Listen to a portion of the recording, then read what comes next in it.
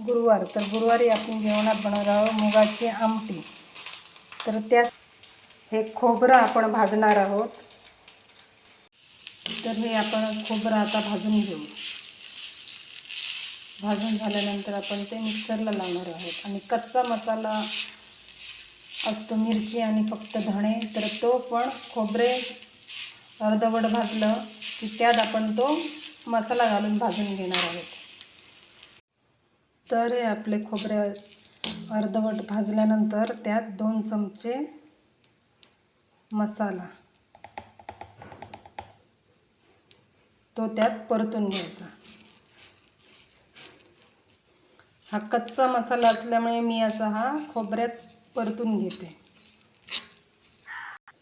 सगळ्यांची पद्धत वेगवेगळी असते, जरुरी नाही की तुम्ही तसंच करत असाल। तर आता हे खोबरं आपलं भाजून झालेलं आहे। तर हे थंड झाल्यानंतर आपण मिक्सरला लावून घेऊया। तर हे आपलं वाटण तयार झालं। ह्यात हळद आणि गरम मसाला घातले आणि हे वाटून घेतलं। हे आता आपल्याला फोडणीला घालायचं। इथे आता ही फोडणी झालेली आहे। ह्याच्यात फक्त आता मीठ घातलेले आहे आणि वरून कोथिंबीर घालायची। झालं मग आपलं जेवण।